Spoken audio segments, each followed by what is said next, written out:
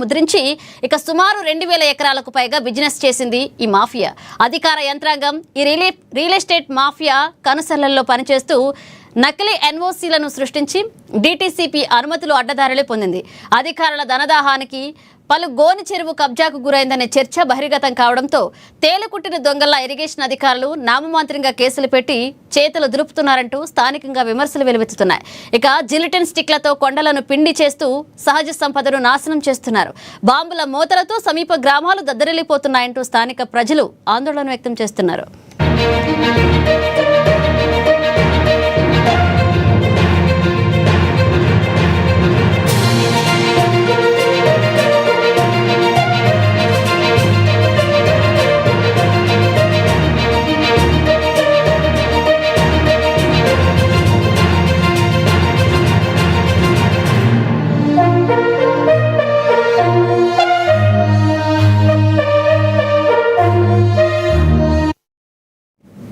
యాదాద్రి భువనగిరి జిల్లాలో స్పెక్ట్రా అరాచకం రోజు రోజుకు పెరిగిపోతుంది. యాదగిరిగుట్ట మండలం మాసాయిపేట కేంద్రంగా వీరి ఆగడాలు మితిమించిపోతున్నాయి.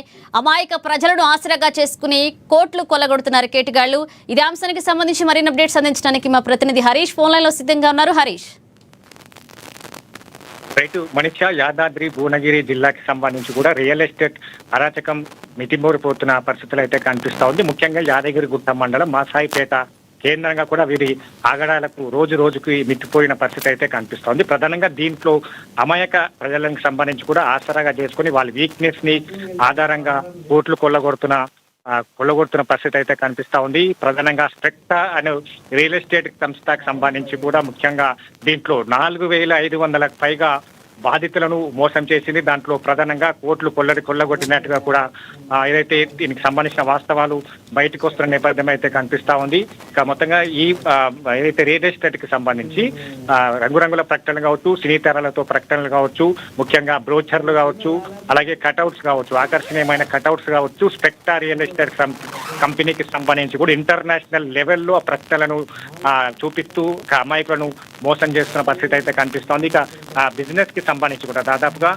2000 ఎకరాలకు సంబంధించిన బిజినెస్ ఈ రియల్ ఎస్టేట్ మాఫియా సంబంధించి కూడా చేసినట్టుగా వాస్తవాలు బయటకు వస్తా ఉన్నాయి. ప్రధానంగా అధికార యంత్రాంగం రియల్ ఎస్టేట్ మాఫియా కనుసంధానంలో కూడా పనిచేస్తున్నట్టుగా కూడా తెలుస్తా ఉంది. ప్రధానంగా దీంట్లో నకిలీ ఎన్ఓసీలకు సంబంధించి ఏదైతే స్పెక్టా ఆధీనంలో ఉన్న ల్యాండ్ ఉందో అదంతా కూడా నకిలీ ఎన్ఓసీలను సృష్టించింది. నకిలీ ఎన్ఓసీలు కావచ్చు, నకిలీ సంబంధించిన డాక్యుమెంట్స్ ను ఆధారంగా కూడా అడ్డదారిలో ఆ డాక్యుమెంట్స్ ను ఏదైతే అడ్డదారిలో డాక్యుమెంట్స్ కి సంబంధించి కూడా అనుమతులు పొందినట్టుగా కూడా తెలుస్తా ఉన్నది.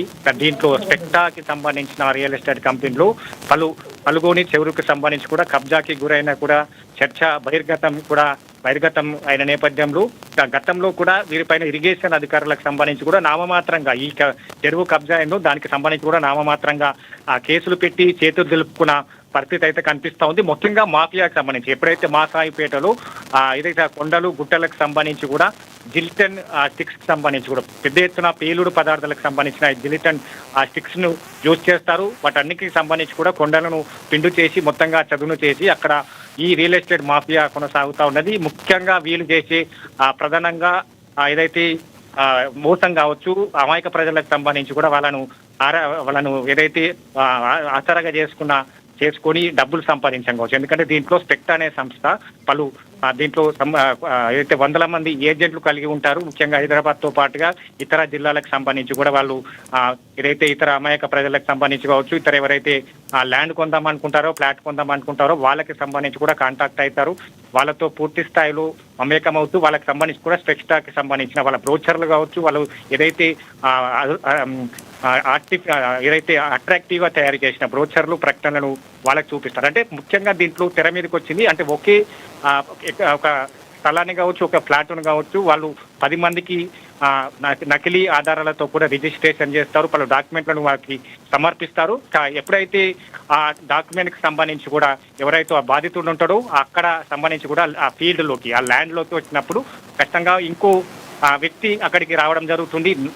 తన పైన రిజిస్ట్రేషన్ ఉన్నట్టుగా కూడా ఆయన ఆ డాక్యుమెంట్లను చూపించడం జరుగుతుంది. ఇట్లా 10 మంది అంటే ఒకే స్థలాన్ని 10 మందికి ఈ స్పెక్టా కంపెనీ ధనదాహానికి సంబంధించి కూడా రిజిస్ట్రేషన్లు నకిలీ పత్రాల ద్వారా కూడా చేస్తున్నట్టుగా వాస్తవాలు బయటకు వస్తా ఉన్నాయి. దీంట్లో ప్రధానంగా అధికార యంత్రాంగానికి సంబంధించి కూడా చేతులు దులుపుకునే పరిస్థితి నెలకొన్న నేపథ్యం అయితే కనిపిస్తా ఉన్నది. కాబట్టి ఇక మాసాయిపేటలో యాదగిరిగుట్టకు సంబంధించి కూడా మాసాయిపేటలో ఈ స్పెక్టా కంపెనీ చెరువు కబ్జా కావచ్చు, వేల మంది, దీంట్లో 4,500 మంది బాధితులు మోసపోయారు. వారంతా కూడా డిపాజిట్ 10 లక్షల నుంచి దాదాపుగా 1 కోటి వరకు డిపాజిట్ అడ్వాన్స్ డిపాజిట్ చేసిన వాళ్ళు ఉన్నారంటే ఎన్ని కోట్లు ఈ స్పెక్టా కంపెనీ కొల్లగొడుతుంది, ఎన్ని సంవత్సరాల నుంచి కూడా ఈ మాఫియా, రియల్ ఎస్టేట్ మాఫియా మాసాయిపేటలు అక్కడ అయితే మాసాయిపేటలో ఈ రియల్ ఎస్టేట్ మాఫియా చేస్తా ఉన్నది. ముఖ్యంగా దీంట్లో బాధితులకు సంబంధించి కూడా ఎంతమంది బాధితులు నష్టపోయారు, ఇంకెంతమంది అడ్వాన్స్ డబ్బులు కట్టి నష్టపోయే వారు ఉన్నారో వీటన్నిటికీ సంబంధించి కూడా కూపీలాగే పనులు నేపథ్యం అయితే కనిపిస్తా ఉన్నది. మొత్తంగా ఈ స్పెక్టాకి సంబంధించి కూడా రియల్ ఎస్టేట్ కి సంబంధించి కావచ్చు, ఫ్లాట్లకు సంబంధించి కావచ్చు, జైంట్ సర్వే చేసిన నేపథ్యం కావచ్చు, నకిలీ ఎన్ఓసీలకు సంబంధించి డిటిపిసి అనుమతులు కావచ్చు, ఇక మొత్తంగా రెవెన్యూ అధికారులకు సంబంధించి కూడా అధికార యంత్రాంగం ద్వారా ఈ నకిలీ పత్రాలు, ఇట్లాంటి రిజిస్ట్రేషన్లు, అనుమతులు పొంది రియల్ ఎస్టేట్ మాఫియా చేస్తున్నట్టుగా కూడా వార్తలు అందుతున్న నేపథ్యం అయితే కనిపిస్తా ఉంది. ఇక ముఖ్యంగా దీనిపైన కూడా బాధితులు తెర మీదకి వస్తా ఉన్నారు. మీ స్పెక్టా కంపెనీ ద్వారా మోసపోయాం, తమకు న్యాయం చేయాలంటూ కూడా ఆశ్రయిస్తున్న పరిస్థితి అయితే కనిపిస్తా ఉంది. ముఖ్యంగా మీడియా ముఖంగా కూడా వాళ్ళు వెల్లడించేందుకు సిద్ధమవుతున్న పరిస్థితి అయితే కనిపిస్తున్న నేపథ్యం అయితే ఉన్నదని చెప్పొచ్చు. మొత్తంగా ఇదే అంశం పైన కూడా ఇక్కడ ఏందని కావచ్చు, మహాపత్రికకు సంబంధించి కూడా ఈ కుంభకోణాన్ని, ఈ మాఫియాను కూపీలాగేందుకు సిద్ధమవుతున్న పరిస్థితి అయితే ఉన్నది. దీని వెనుక ఎవరున్నారు, ఈ స్పెక్టా వెనుక ఎవరున్నారు, అనుమతులకు సంబంధించి ఎవరిచ్చారు, ఆ డిటిసిపి అనుమతులు ఏ విధంగా వచ్చాయి, వీళ్ళు ఒకే పేరు మీద ఒక 10 మందికి ఒకే స్థలాన్ని ఎలా రిజిస్ట్రేషన్ చేశారో, నామమాత్ర డాక్యుమెంట్లు కావచ్చు, దీంట్లో బాధితులు ఏ విధంగా నష్టపోయారు, ఎన్ని కోట్లు నష్టపోయారు, వీటన్నిటికి సంబంధించి కూడా ముఖ్యంగా ఏంటంటే అలాగే మహాపత్రికకు సంబంధించి కూడా కూపీలాగే పనిలో ఉన్న పరిస్థితి అయితే ఉన్నది. కాబట్టి ముఖ్యంగా స్పెక్టా కంపెనీకి సంబంధించి కూడా అక్కడ స్థానిక ప్రజలు కావచ్చు, బాధితులంతా కూడా ఇప్పుడు వాళ్ళు మోసపోయినట్టుగా తెర మీదకి వస్తా ఉన్న పరిస్థితి అయితే కనిపిస్తా ఉంది. ఇక అమాయక ప్రజలకు సంబంధించి కూడా అండగా నిలిచేందుకు మహాపత్రిక ముందుకు వచ్చిన పరిస్థితి ఉందని చెప్పొచ్చు. Manisha. Right, thank you Harish.